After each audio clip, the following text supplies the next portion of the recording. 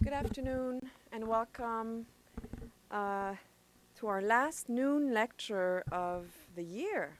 So, very pleased to introduce today our speaker, Corina Kessler, who is a research fellow at the Michigan Mellon Project on Egalitarianism and the Metropolis here at the University of Michigan. She received her PhD in comparative literature from the University of Michigan in 2001 and then joined the Museum. It's a very professors in London, United Kingdom, as an associate researcher and author. And then she's back this year to work on a specific project as a research fellow. Today she's going to present also the last talk in our mini-series on material culture and social change in Russia, Eastern Europe and Eurasia. And the talk will be on Foreign Queen and the Ultranationalist Legionaries, early 20th century appropriation and manipulations of the Romanian peasant dress. So there's a little bit queens, aristocrats, legionnaires, and peasants in that talk. Before she starts, I would like you to turn off or silence your cell phones, please. So please join me in welcoming Corina.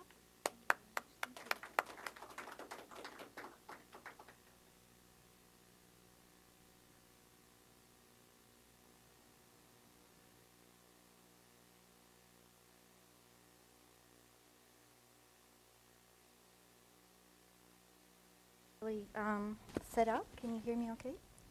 Thank you very much for coming, and thank you, Chris and the Weiser Center, for both inviting me today and for support during my dissertation research. And actually it was part of, or actually a result of my research in Romania that I came to this project.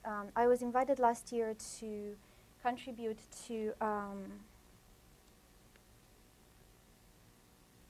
I would say to the collection of the materials for this book called The Legends of Bran in the region of Bran. And while I was doing research and interviews over the phone, I was asked by the very old inhabitants of the area if I am familiar with another very famous character, and it wasn't Vlad Țepeș, the Impaler, the vampire, but it was this queen that the Romanian communist system had done its very best to delete from the history and the memory of its people.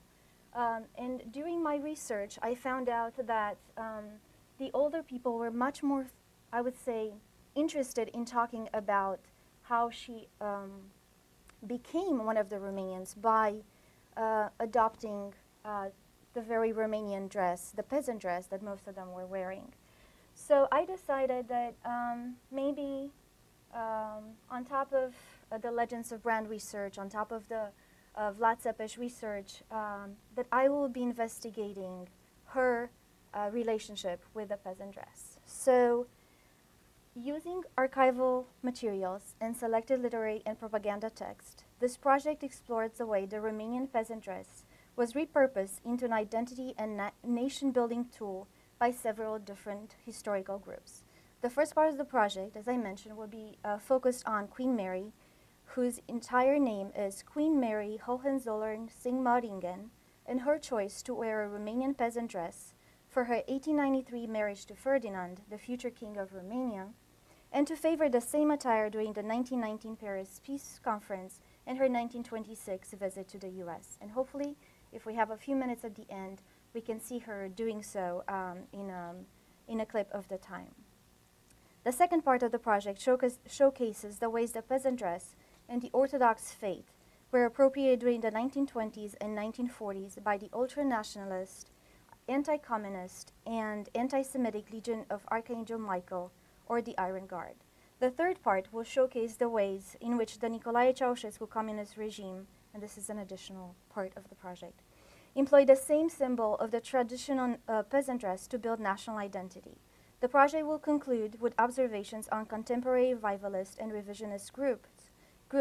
They use not what we could think of as the traditional peasant dress, but an even older attire, that of the Dacians, the ancestors of the Romanian people, to promote, and they do so quite aggressively, And with some degree of success, as I have seen on Facebook and the increasing numbers of supporters, the idea of a return to the way of life, language, and clothing of Romanian ancestors, the Dacians. But let's start with our queen. Queen Maria of Romania, who through her father, Albert, was Queen Victoria of England's grandniece, and through her mother, Marie Alexandrovna, was the grandniece of Tsar Alexander II, married Prince Ferdinand of the Austro-Hungarian Hohenzollern House in 1893. At the time of this marriage, the Kingdom of Romania, composed of Moldova and Wallachia, was ruled by Carol, who had been in power for only 27 years, having been chosen over local princes by the Romanian government. So, by all accounts, both the ruling monarch and the new princes were foreign to Romania. Yet, for the third celebration of her marriage to Prince Ferdinand, as the good queen, she had two marriages, one in England, one in Germany, and the third one in Romania. So this future queen of Romania chose not to wear an extravagant Paris Vogue gown, but a traditional Romanian dress. And this is the dress that she wore for her wedding to Prince Ferdinand in 1893 in Romania. This vestimentary choice and her symbolic deference to the local faith, the Orthodox faith, attests to both her diplomatic skills and prefaces the way she will continue to use the symbol of Romanian continuity to secure, during the 1919 Paris peace talks, the reunification of the Kingdom of Romania, a feat achieved briefly only for 1 year in 1600s by Voivode Michael the Brave. Not surprisingly, when the three historical provinces, Moldova, Wallachia, and Transylvania, became reunited as Romania, almost 2,000 years after belonging to various empires, the Roman Empire, Austro-Hungarian, Russian, and Ottoman Empire, the young nation-state encounters several and immediate threats to its existence, borders, and resources. The just married royal couple, through their far-reaching and complex familial, political, and diplomatic connections, was pivotal to the forging of the modern state of Romania. The ways Queen Mary participated in these territorial and political negotiations were many. As the unofficial ambassador of Romania abroad, she already spoke English, French, German, the three languages of the powerful states deciding the fate of the new nations in Europe, and because of her upbringing, she was well versed in diplomatic encounters. In her autobiography, The Story of My Life, she notes, "The Emperor of Russia and the King of England being both my first cousins, it was easy for me to keep in touch with them unofficially, and of course, I was ready to serve my country in every way. Being entirely trusted by both the king and his prime minister, I was more initiated in state affairs and secrets than is usual for queens. I was considered a valuable asset and therefore expected to do my share." She did actually more than her share, and during the lengthy 1919 Paris peace talks, when the borders of both established and newly independent European countries were decided, she engaged with the most influential politicians present at the talks and intervened decidedly on behalf of Romania's interests. And I have to note that most of the Romanian delegation at these peace talks did not speak English. And of course, English being her first language, she made quite an impression. After meeting President Woodrow Wilson of United States, she writes, "President Wilson came early to see me this morning with his wife and the smile he has on his photographs. I received him with my usual simplicity and directness, so that conversation never lagged, although our time was sadly limited. We talked about many things à l'ordre du jour, also touching upon the subject of Bolshevism, ever uppermost in my mind, and I could give him a few details, savory details," she says, "about what Bolsheviks really were, which he did not know. I also expounded upon the hopes of smaller countries for which he had set up a defender, and this led us over to the League of Nations, and he began proclaiming the excellence of his bad idea, and how it would especially be the smaller countries which would benefit by the League." As a result of her efforts at these peace talks, Romania was to almost double her surface and contain, within its newly drawn borders, smaller territories like Basarabia and Dobroja. These territories, together with large chunks of the historical provinces, were to be lost at the end of World War II. For this reason, the monarchy, the Queen, and the Queen in particular, came to be associated with a period of greatness in the history of the country, and when she and King Ferdinand were crowned at Alba Iulia in 1922 with the glorious Romanian past. And we have her here posing in front of various homes which were not even hers, were the homes of her peasants. And I have yet to clarify if that on the right, the dress on the right, is what she was wearing during the 1919 peace talks when she had lunch with Madame Wilson. One of the reasons the Romanian delegation was so successful in convincing Woodrow Wilson, the president of the US, and the British, French, and Italian prime ministers and high dignitaries of the strategic importance of a powerful and large country loyal to Western interest was the increased threat of Bolshevism in the area. In the aftermath of the First World War, the radical political, social, and economic changes this quickly spreading ideology created post-1918 revolution and the assassination of the Russian royal family were considered the biggest threat to the already shaky political situation not only in Eastern Europe, but on the entire continent. Queen Marie's promotion of her adoptive country went beyond these peace talks, however. As a well-versed and widely read published author with more than 30 volumes to her name, she was known in literary circles and popularized many Romanian legends and fairy tales abroad. None of them were about vampires. Some of them were even staged by the great theater houses in France and in the US, with local actors donning the Romanian peasant dress to portray legendary historical heroes. During her time in Romania, Queen Mary wrote extensively of her encounters with the peasantry, whom she considered her beloved children. And actually, we're going to see such an interaction in a brief clip in a second. Several of her books were dedicated to the country itself, and I quote, "I was barely 17 when I came to you, my beloved Romania. I was young and ignorant, but very proud of my native country, and even now I'm proud to have been born an Englishwoman. But I bless you, dear Romania, country of my joy and my grief, the beautiful country which has lived in my heart." We could see her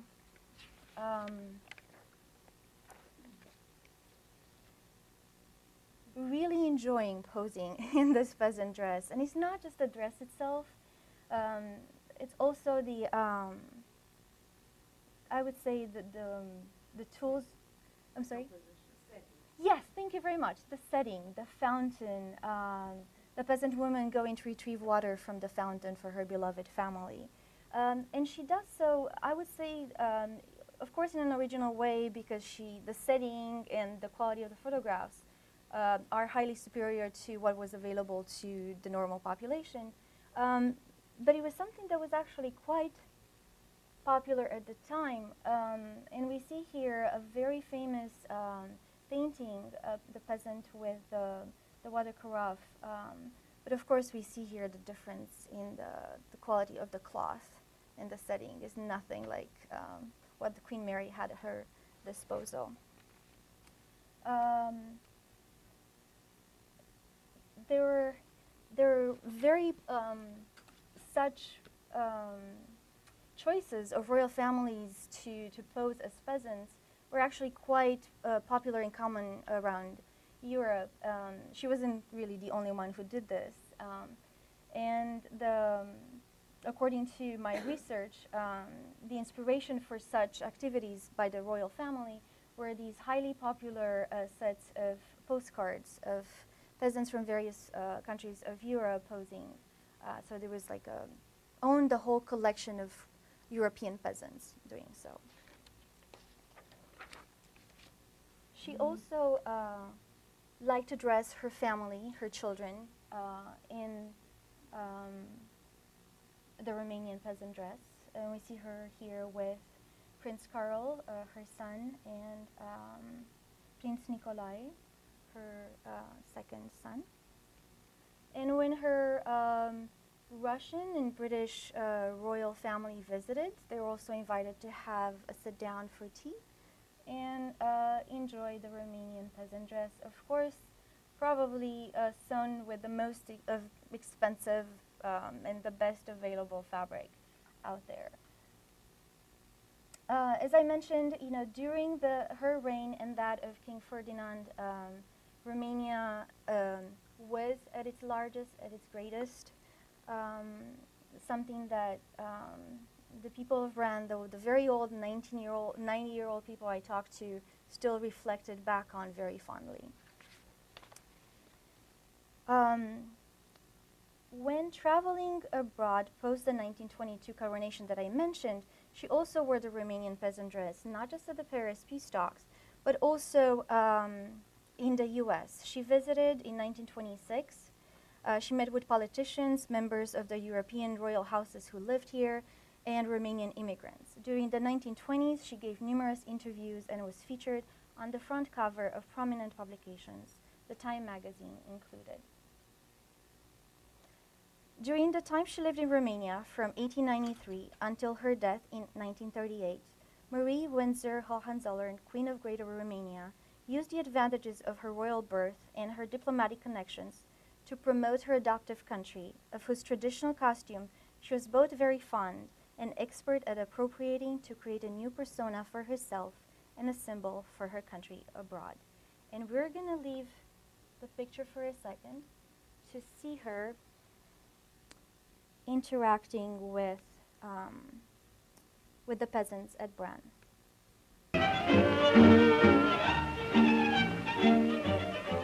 Castle Bran, Romania, home of Queen Mary, by whom our cameraman was graciously accorded this intimate camera interview.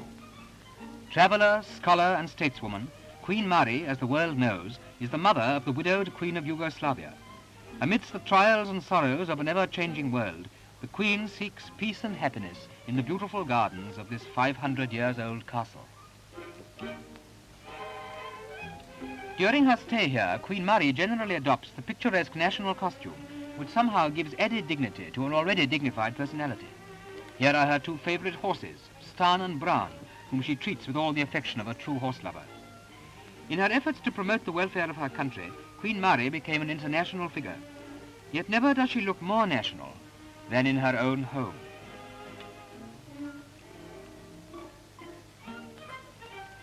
And particularly in the nearby village which she regularly visits. In the market, she shops amongst the peasants with pleasant ease and happy familiarity.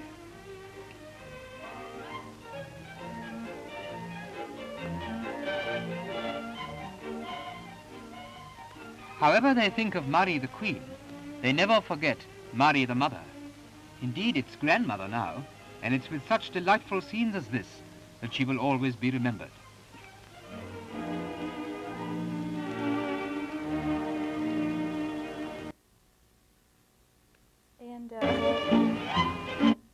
And by the way, for those of us from Europe, we know that Stan and Bran are the names of Laurel and Hardy. She was one of their greatest fans, and when she visited, she made sure that she met them in person. She was quite quite an unusual kind of queen. I have already mentioned that some legionnaires of about the same time also, and if we can get this to work.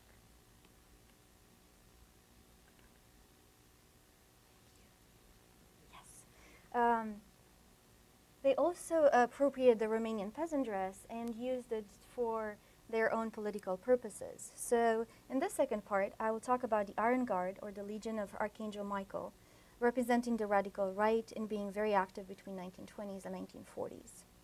With roots in the student organizations at Iași, one of the main university cities of Romania at the beginning of the 20th century, the Iron Guard's original aims were to preserve religious rituals in academia, develop a resistance front against the advancing Bolshevik ideas, and defend especially the northeastern border of the country, threatened by the inception of the very powerful Soviet Union created in 1922, the same year as the coronation of Queen Mary and King Ferdinand.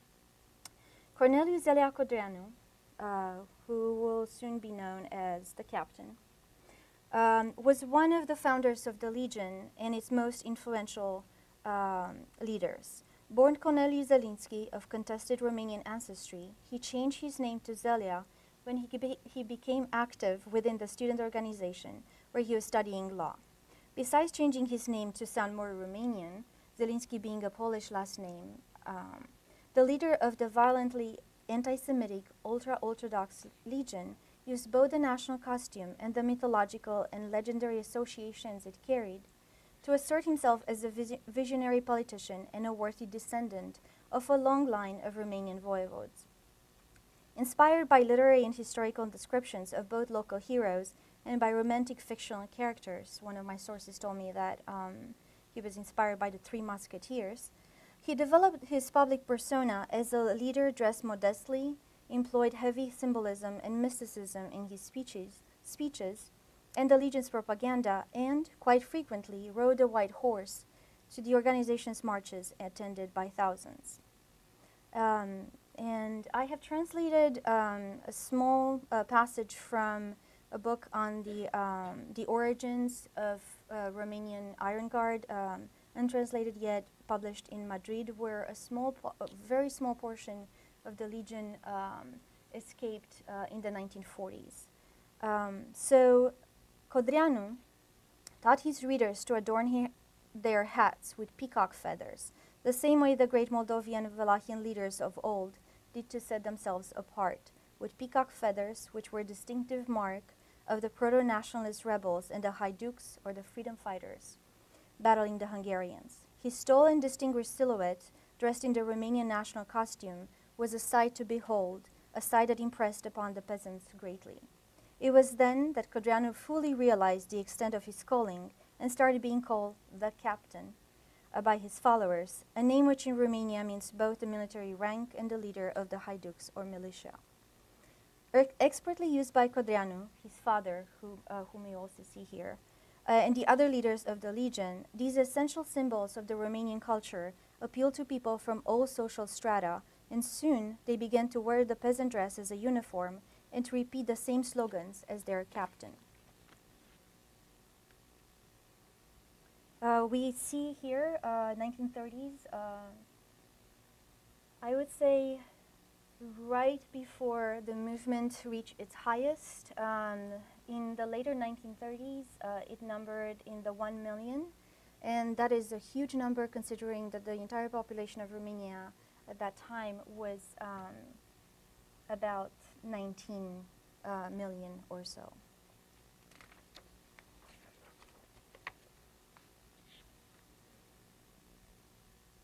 And we're also going to see a clip of the Iron Guard.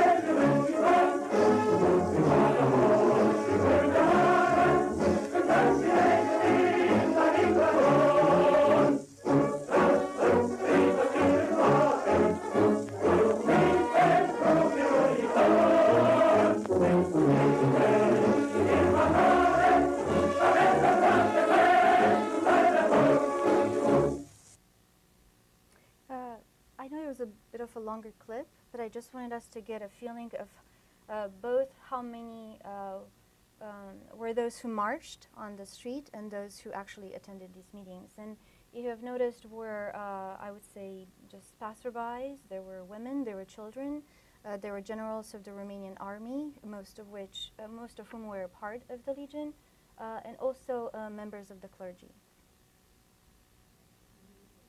And I'm sorry, it's their revolutionary hymn, and it's quite catchy. I have. So they were active between 1920s and 1940s. And I have to say, the song itself is quite catchy. I've been listening to it for so long doing research that I found myself actually humming it. I stopped myself on. Okay, and it would be great if we can go back to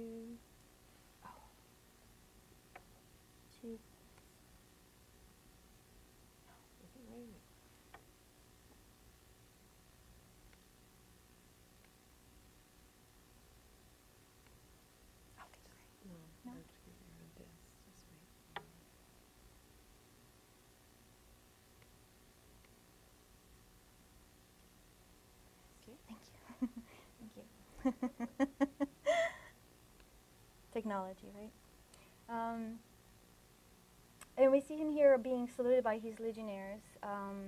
As I mentioned, he used to wear not the attire of an urban lawyer, which he was. He actually had done some studies in Paris. He did not finish them, but he was. Both he and his father were, I would say, higher middle class in Romania. So this is definitely not because he did not have the means to wear something better. He chose to do so. And just as Marie of Windsor, the Queen of Romania, chose to marry King Ferdinand wearing a Romanian peasant dress, so did Codreanu when he married Elena Ilinoiu. Although both of their families were well-to-do and had no direct connections to the peasant class, which at the time made up 90% of the country's population, they both wore simple peasant attire for their nuptial ceremony. If their wedding dress was simple, the ritual itself was not. The ceremony was organized with great pomp and attended by thousands of legionnaires. The latest source that I looked at said $50,000. 50,000 attendees to the wedding. The words of the vows were changed to include mystical references to the essence of the Romanian soul, the messianic role of the Christian Orthodox Romanian nation, and the vital role that the new couple and the Iron Guard will play in this mission. Moreover, in addition to the cross symbol that topped their Byzantine-style wedding gowns, the husband and wife adorned their heads with the very conspicuous swastika symbols to show their devotion to both God and the Guard. And I apologize for the quality of the picture. It's an archival picture, so it's kind of blurry. We see them here when they were dating and during their wedding ceremony in Romanian Orthodox faith. And we actually, I believe, we have a representative of the Romanian Orthodox faith with us. During the marriage ceremony, both the bride and the groom wore these beautiful crowns with the cross. The two of them here decided to add the swastika symbol to show that they are not only united in front of God, but they're also united to promote and to ensure that the Guard, the Iron Guard, plays an important role in the history of Romania.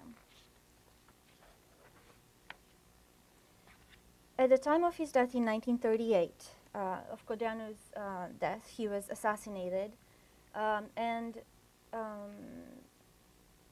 about almost 2 years later, the remaining members of the Iron Guard decided to take revenge, and in Balkan Ghost, phenomenal book, there is a mention of how they choose to do so.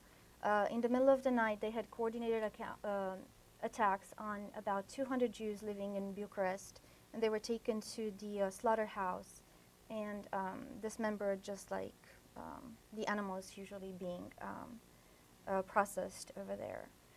So at the time of his death in 1938, it's the Iron Guard, its ultranationalist religion, its violently anti-Semitic ideology, and its assassination practices had fallen out of favor with the masses, and most of the leaders of the organizations, like Codreanu himself, were assassinated in coordinated strikes. As history has it, the communist ideology and the rising party against which both the Romanian royal family and the legionaries had fought took control of the country in 1947, after the mass executions of most of the Iron Guard leaders and the forced abdication of King Michael. Despite its initial promises to the working classes and the electorate, the new ruling power engaged in radical social engineering and purging practices, the intensity and expansiveness of which quickly surpassed those of their predecessors. In one aspect, however, the Communist Party was similar to both the exiled monarchy and the extinguished legion, its prominent uses of the Romanian peasant dress. The General Secretary of the Communist Party and the President, Nicolae Ceausescu, was particularly successful in subsuming the symbol of Romanian continuity to the propaganda platform of the system. By means of radical editing and revisionist writings of national history, including the presence of Queen Mary and her role, the exclusion of accomplishments of minority groups, a powerful censorship and surveillance apparatus, and a seemingly omniscient and omnipresent secret police, this regime leveled any competing ideologies or narratives of the nation. One of the most successful ways to impart this highly curated propaganda was through the creation of numerous and extravagant folkloric and artistic shows, the largest one running from 1976 to 1989 being Cântarea României, or Ode to Romania. And I see a few Romanians here, and we all know what it meant to be part of communist Romania during this time. These mandatory meetings and processions and marches that we had no choice but to attend, and quite often. Participation, as I mentioned, was mandatory, and the participants, all of us, had to wear the peasant dress specific to our respective folkloric region, regardless of our occupation or profession. Additionally, the program itself had to focus primarily on the reimagined or made-up victories of the Romanian people and the current accomplishments made possible by the wise leadership and its Secretary General, Mr. Ceausescu. Although the latter did not don the peasant dress at these festivities, he quite often joined in the dance and applauded the praising songs. This state of affairs was quite ironic, considering the fact that he was born to a peasant family, and both he and his wife, Elena Ceausescu, had but a few years of schooling. I do not remember ever seeing a representation of them wearing the peasant costume dress. And actually, out of our case studies, they were the only ones who were peasant stock. In this image, we see teachers and professors singing the mandatory patriotic songs and wearing the obligatory peasant dress. And you can see from their faces, there isn't much joy there.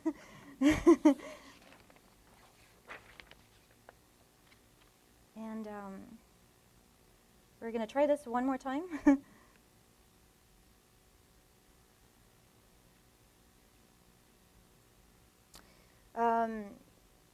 Nicolae Ceausescu was, I would say, quite a diplomat when it came to promoting Romania as a very successful communist country.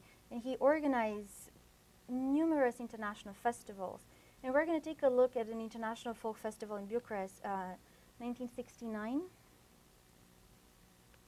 Sfârșitului de august și I'm sorry, it's începutul in de Romanian. septembrie au cunoscut ambianța primului festival și concurs internațional de folclor găzduit de țara noastră.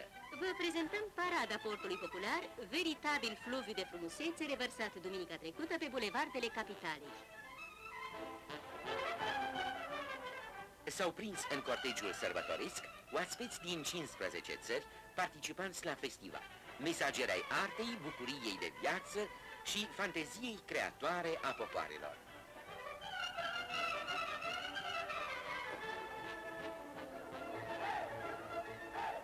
Ca în atâtea alte dăți, arterele bucureștene s-au dovedit deosebit de primitoare manifestărilor închinate cunoașterii valorilor Again, please naționale, notice the scale, apropierii the și grand înțelegerii scale între of popoare, this ritual. prieteniei și păcii.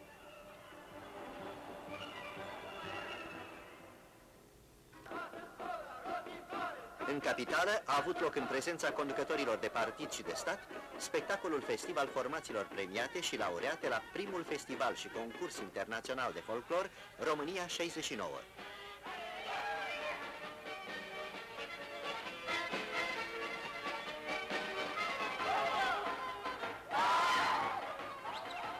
Spectacolul a constituit o încununare a marii întreceri desfășurate timp de aproape 10 zile, cu pasiune și imaginație de mesagerii artei tradiționale din numeroase țări ale lumii.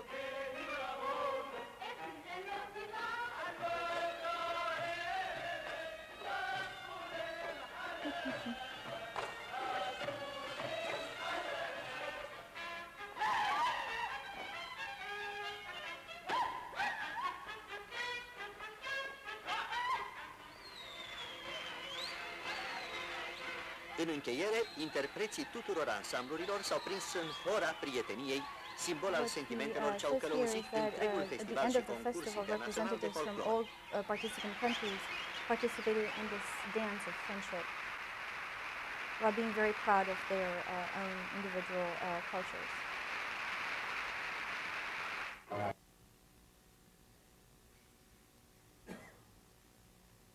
And now for one more time. Okay. These folkloric shows, which we had,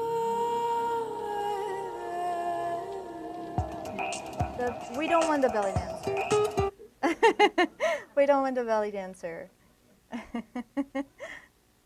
We might conclude with her if we have time.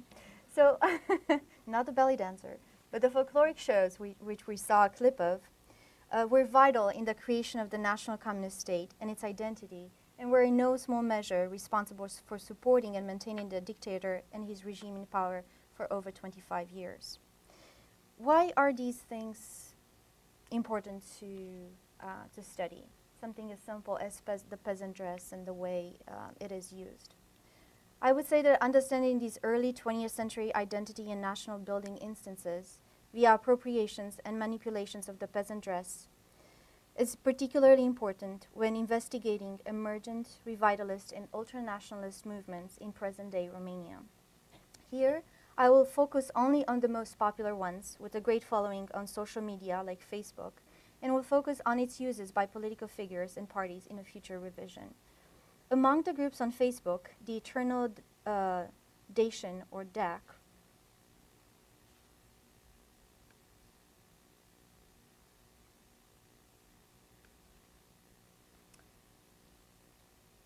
and its related We Are Dacians, Noi Suntem Daci, have been campaigning aggressively to change the name of the country from Romania to Dacia, our legendary country,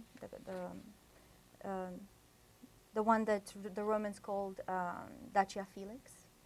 In doing so, these groups emphasize the freedom status of the Dacians and their modern-day descendants, and deny the composite Romanian or Romano-Dacian genetic makeup of the Romanian people. In some posts, they also deny, they absolutely blatantly, unbelievably so, they deny the historically verified fact of the Roman conquest of the territory in 106 AD. The models on this site are always dressed in traditional costumes, but they are not called Romanian national dress, but Dacians. And we have a model here with, again, the white horse. There is a longing in the core of the Romanian soul to have a white horse by the side of the leader, or the models in this case. The caption asks, "Do you like the modern Dacian fashion?" The site is frequently reposting pictures and announcing events and sales from a related site, La Blouse Romain. The models wear elaborate blouses, most of them handmade in craft shops associated with the Facebook site, and the logo is that of Henri Matisse's 1940s famous painting, La Blouse Romain, which we have here. This movement got so popular, and I think at one point it numbered 20,000 fans on Facebook, that in 2013, during this very popular holiday since Jena, they had this, I think there were like 5 Facebook sites, and a lot of the local media and the national television advertising. It was like a challenge, and what the challenge was to, because today is the International Day of the Romanian Blouse, wear it wherever you go in the world, take a selfie, how modern, how modern, and share it on Facebook. Let's dress the world in the Romanian blouse, or what it's called, yeah. The ways these contemporary groups fetishize and modernize this even older ethnic dress, that of the Asian nations, are indicative of 2 things: the perceived need to claim territorial and historical continuity and ethnic purity, and the persistent and problematic drive to reshape national identity around pre-modern ancestor attributes. In 2018, Romania will celebrate its 100th birthday as a modern nation state, containing roughly the territory constitutive of its ancestral cradle, that of Dacia Felix. In my subsequent revisions, I aim to do 2 additional things. Further the study of present-day racial and ethnic discrimination in Romania, and refocus attention on these much older pre-communist causes. And 2, and I think this is very important in light of the new president, Romanian president, Klaus Iohannis, who is the first president to belong to an ethnic minority, Transylvanian Saxons, and see how he uses the symbol of the peasant dress to build a more inclusive, non-discriminatory national identity in Romania. And what the caption here says is that both, actually I cropped it a little bit, both those who voted for him in the country and the diaspora looked at him and considered him the Romanian equivalent of Barack Obama, with as much promise as the American president. The future will tell. Thank you very much. Thank you.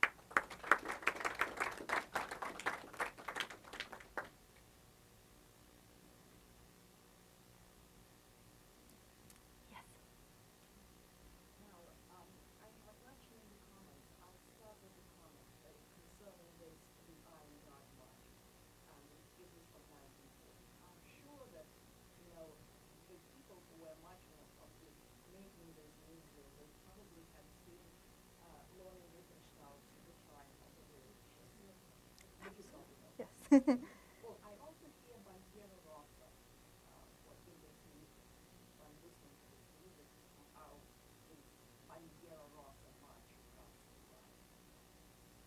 The red banner. I'm sorry, I'm not familiar with it. Could you please give us more details, like how? I just know 2 words, Bandiera Rossa, which means the red banner, and how it reminds me of the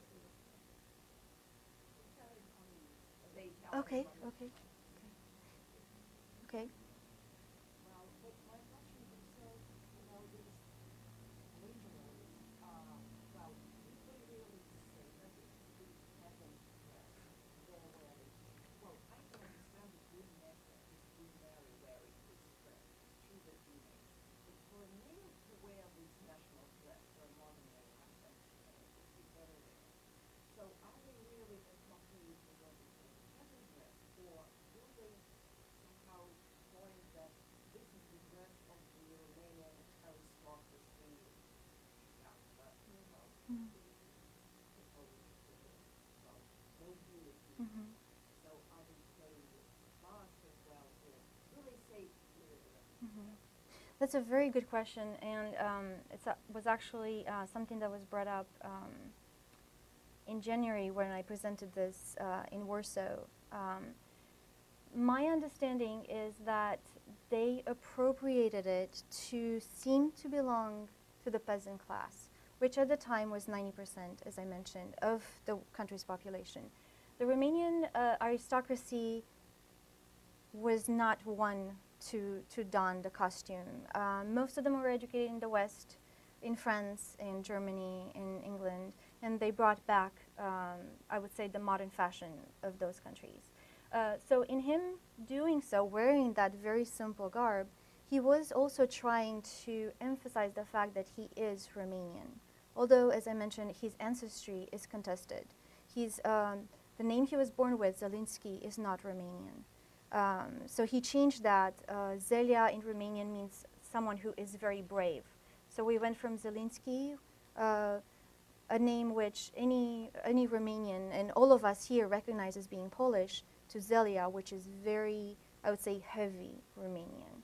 So I think that he was quite crafty at both changing his name and wearing that dress for a certain goal, to seem that he belongs to the people, and also to enlarge the numbers of the movement.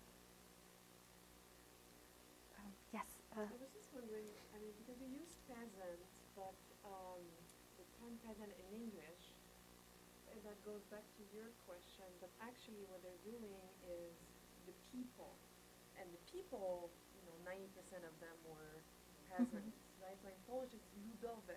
That doesn't necessarily mean peasant, but lud is peasant. So it's like these are folk costumes. It's related to, the Herderian conception of the nation as related to ancestral, ancestors rooted on the land that peasants have come to embody and symbolize.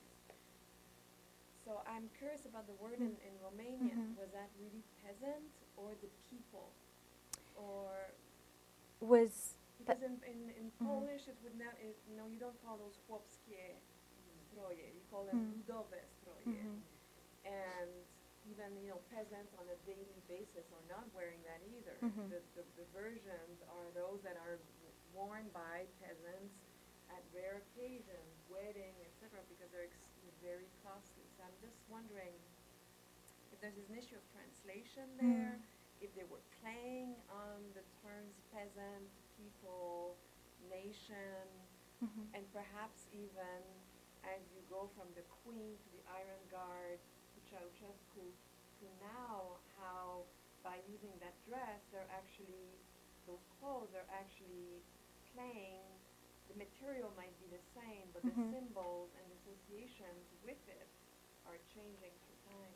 Absolutely, absolutely. And that is something that I would definitely like to pay more attention to in the future. Because if we were to simply look at the modern incarnations of the Romanian ear, Romanian blouse, the garment itself, it's so removed from its regular function on the farm that it's become a fashion item itself. So thank you.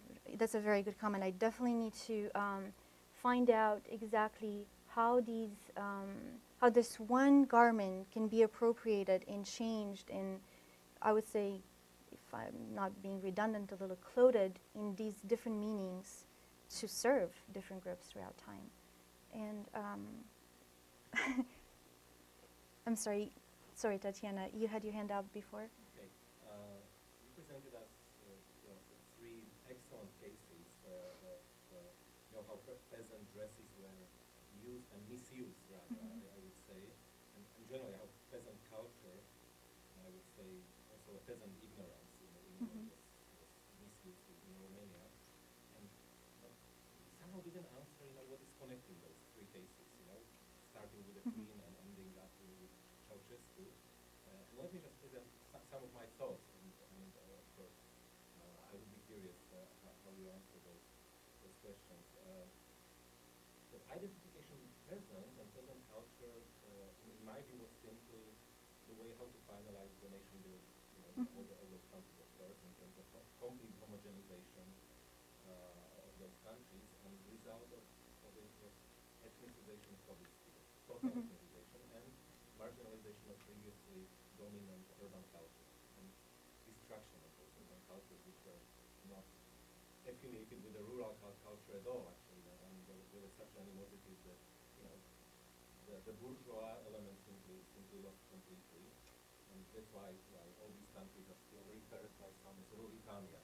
You know, I mean, everything starts at the beginning of 20th century in a way. But you know, starting with the queen, that was done by many aristocrats at that time. Yes. You know, Timothy Snyder is presenting it in his newest book. You know, two Habsburgs who were identified so much with two nationalist movements in Central and Eastern Europe. Why? I mean, it looks almost you know, idiotic. Why to do that? You know, why to identify yourself with present culture? No, actually, you know, that wave of nationalism might bring you up. You know, and that was exactly the case. And and later, of course, when we are talking about fascist movement, there's still, you know, there's still this fight about the legitimacy over territory. You know, who was the first? Yes. That's why you presented us this Dacian case, and Romans didn't conquer us. We were the first here. And peasants are simply the holders of these flags from the past. So to say, although we know that, you know, all those stories were created only in the 19th century. But you know, these fights in Central and Eastern Europe are endless. You know, who was the first on the territory? You know, the whole story between Romanians and Hungarians and the Germans. Yeah. I mean, they would be funny if they are not so sad. You know, let's say Slovaks on one side, you know, are creating stories how Slavs arrived earlier than Hungarians, and then Hungarians are saying that actually Huns were part of Hungarian nation as well, and then they even come with the idea that Avars were, you know, so you know, these are stories, but still the same. Okay, and my so I see this, you know, this connection between it that you know, and you are actually presenting certain essentialism as well. You know, Yeah. when you mentioned, of course, you know, that are not your thoughts, but you mentioned that, you know, Romania was reunited after 2,000 years. Of course, it was not reunited. You know, it was, you know, unity Right. was socially constructed in 19th century, and there was nothing in common between those people until 19th century. So everything is, you know, somehow connecting through the, you know, the issue of essentialism. And just last remark, when I was staring at it, I know those pictures. You know, you can present Poland, Slovakia, Hungary, and you would get the same pictures actually. And up to these days, nationalists in all these countries are using those pictures, maybe with a slight exception of Czech Republic, which was the only country which finalized industrialization before communists came to power. And that's an exception. But I mean, nationalists are using it up to these days, you know, and simply it's almost funny. Sorry, I mean, it's almost funny because you know, it's very, you know, it's bizarre because it's, you know, to see Zulu dancers in the streets of Bucharest or Bratislava or Budapest these days is almost as exotic as to see, you know, people in folk costumes. Although it's used, you know, so it's still socially constructing the Very dominance much of the so. peasant culture. So I'm actually saying that, you know, this is very powerful what you presented, you know, this historical line. Thank you. Thank you.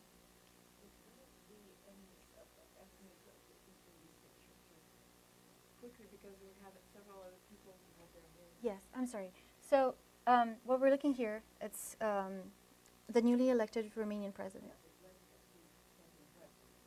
That's the point I'm trying to make. He is not wearing it to claim that he is Romanian, because although his passport is Romanian, his ethnicity, he is not. Exactly. And one of his, actually, I almost interviewed him in January, but the events of Paris prevented that from happening. And one of the questions that was approved by his PR people was, what are some of the steps you will be taking to make sure that the ethnic groups of Romania, the still present groups in Romania, are actually coming together to work towards the future of Romania, not separate. So very good point, but yeah, he's not wearing it. Tatiana? Want to go back to the middle part of the presentation, the Iron Guard, the fascist appropriation of the peasant dress, and how you see it, knowing that the Iron Guard specifically, and even some of its brighter members like Nichiran or Ionescu, who later divested from the movement when they went to France, but originally were part of it, and even wrote in line with the official ideology of the Iron God, very not condescending. Those were really hatred or motivated texts about the Romanian peasantry. It's broken rooted idiocy, that was the term they used, idiocy, of the peasantry. So in what way does their appropriation of the folk dress actually, how do you see it functioning vis-a-vis this, fascist ideology, which did not really go in line with any kind of orientation or targeting the masses itself, peasant masses? The intellectuals you mentioned, Cioran and Noica, they're part of a group, the Criterion group, that for a while belonged to, I would say, the closest circles around Zelia. And I would say it's a very good point, because their writings, they're totally in opposition of the general ideology of the Iron Guard. When Noica, for example, was trying to explain his legionary past, for which he was very criticized, and still is, tried to explain that it wasn't the peasant, the human being, the peasant, but it was the essence of the people that was transmitted, and not always through these bodies. I wouldn't say it's a satisfactory excuse or explanation, but that was the last that I have read of his. So definitely they were not fond, they were not idealizing the peasant, they were not endowing the hardworking peasants with any transcendental qualities. But when it came to making a claim to the continuity of ideals and the continuity of this ancient people, the Dacians, they were probably the only tool available. I do not know, there were no writings, there was no historical tradition, there were no buildings, so these mere mortals of not without education, most of them did not even read or write. They are probably the only tool available to claim some kind of continuity there. There were no artifacts, and actually your point was very good, because in Cluj-Napoca, where I'm from, there was a couple of years ago, there were some very important archaeological digs, and the Hungarian, you're smiling because probably you know about this. So as they were digging in the main plaza of the city, they were counting the layers, I would say, the archaeological layers. And the then mayor of Cluj, which happened to be my horticulture professor about 20 years ago,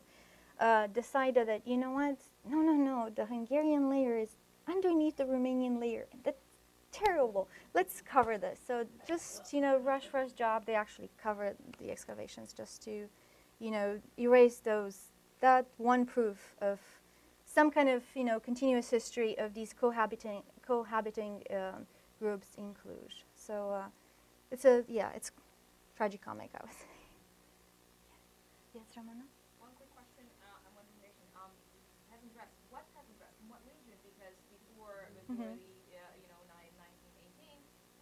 Romania was split up, and different regions had obviously different festive costumes, and they were also valued more or less Romanian, right? The Wallachians and the Moldavians were considered, true Romanians. Transylvanians, too mixed, a little suspect, and then Banat, the western part, they're not Romanians at all. They're really mixed, and right. So what kind of peasant dress did Zela Cognano and Marie use? That was one. And second, of information, I was thinking, with this Dacian, we are Dacians before Romanians. That whole sort of, it seems a bit, it seems pretty frivolous and pretty fringe, and more of a fashion fetish than anything else.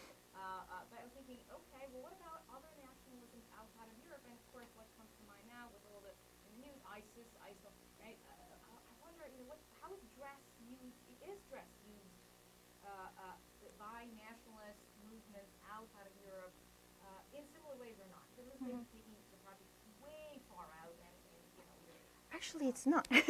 Actually, it's not. So, first question: what region of Romania did these in our two first case studies, the dresses come from? So, Zelia, because he was from Moldova, he chose to go with the Moldovan peasant dress. However, there were a lot of Jewish influences, and a lot of these dresses were made with Jewish importing cloth.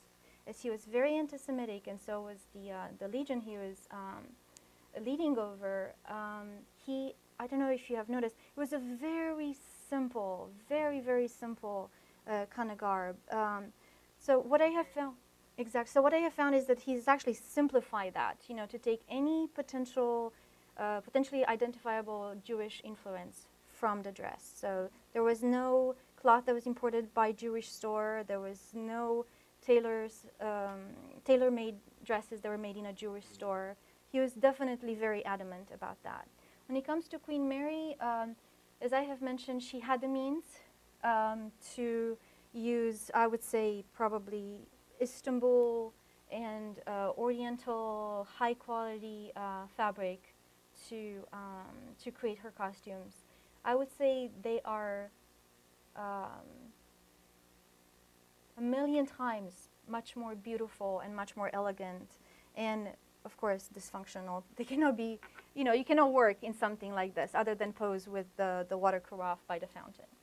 And your second question, this amazing conference that I came to learn from the amazing Tatiana here, had as its topic fashion and nation. How is fashion from just a regular cloth or a color to the peasant dress used to promote the nation? And one of the presentations, one of the most fabulous presentations, was on how this peasant dress or the traditional dress is re-emerging in Angola and a few other African countries. So definitely probably not my expertise this lifetime, but definitely it's out there and there's work done on it.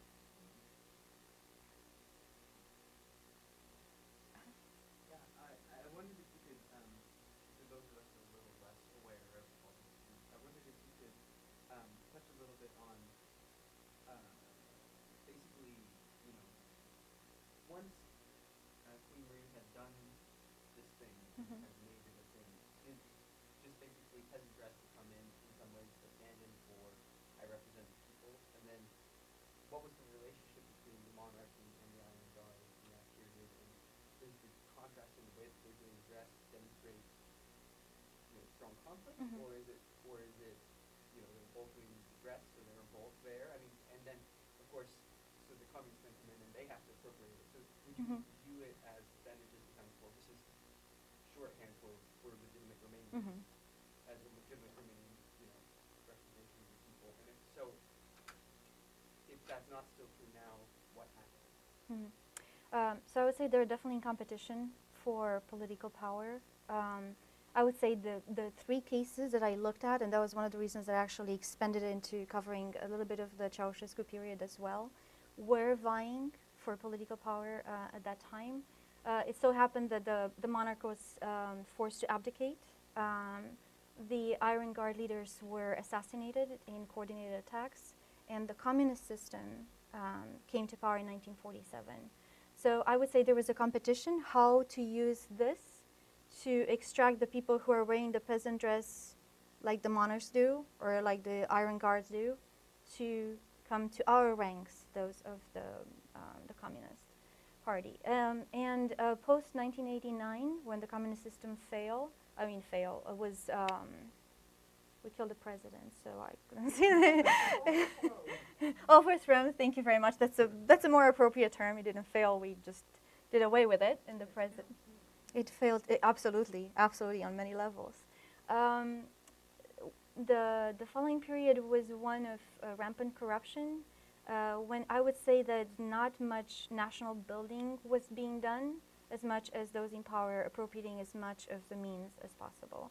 And this is why I think it's so important to follow the doings and the changes that President Iohannis is trying to implement. And hopefully once things settle down, I will actually get to interview him in person as I was promised. So I could report back to you then.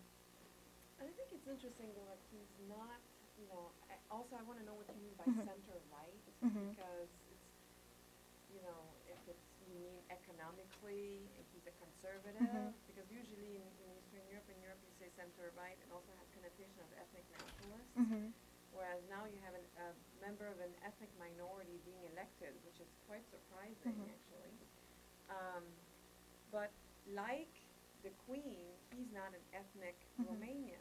So you could think that also Zielinski or, you know, was not also an ethnic Romanian. So they need to be more Romanian than the Romanians, right? So they adopted a costume, and that word is very good, important. actually. Yes. It's a costume in order to be basically, to be symbolically Romanian when they are not ethnically or born there.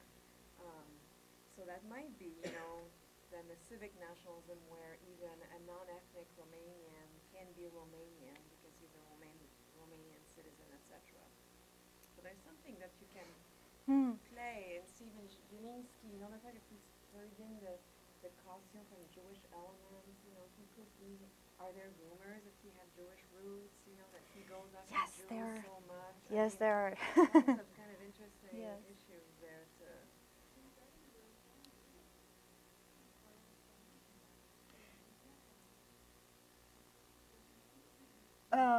He visited, yes, he visited.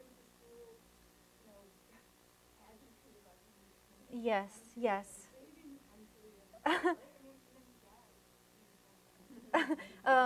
Very much so. So there is also, you know, and that's a very good point, Mauricia. I should definitely mention that.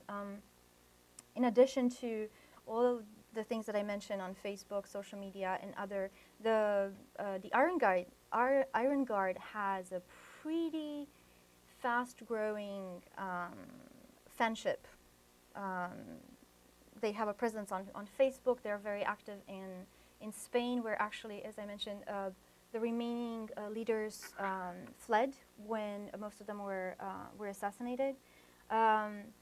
So there's also this very, I would say, mostly constitutive of the older generation who remember the times of the monarchy, who were the ones inviting the king back. During the Ceausescu's regime, he was not allowed in the country, neither he or his family members. The members of the royal family have returned to Romania. They're very active. They have visited here, and I think we had Prince Radu. He came to one of my classes, and actually, you know, because he came here in 2007. So they're very active. Regina Maria still has her hospice. I think it's like a hospice network in Romania of about 25 hospitals. They are still funded by the monarchy, the exiled monarchy. So they are present, but they do not have any political power. They don't wear, no. Actually, Princess Margaret and Prince Radu just became honorary citizens of my hometown, Cluj-Napoca, and they did not wear the Romanian peasant dress. No. I think that one I would have happened. Yes. I don't think it's going to take a very long time, if ever, To return to. figure would wear a peasant dress again. I agree. Actually, along those lines, with Ceausescu not wearing the peasant dress, does that show alignment with the Soviet Union or those European Soviet leaders? They all kind of dress that way. Well, you know, that would be the political uniform of all state leaders. I would say that in his case, and that's a very good question, I would say that in his case, he did try to remove himself from those very clear and easily verifiable peasant roots. My grandparents actually are from a village right next to his parents' village, and we went there and visited. And he pretty much lived in a cob house. And so did his quote-unquote world-famous Elena Ceausescu, who was announced to the world as having several PhDs and being this great scholar. And no, she was just a peasant with several classes. So I don't think that he did wear the suit, you know, to claim membership to the Soviet Union. Actually, he was known as the maverick of communism. You know, after a while, he cut ties with Russia, and he wanted to have his own. He tried to implement his own brand of communism. Yes. Oh, very much so. Very much so, yes. And I'm sorry, I cannot speak English with an Oltenian, the region, Wallachian accent, but yes, very much so, very much so. And actually, that was the source of many jokes. Well, thank you so much. Thank you very much. Thank you for coming. Thank you.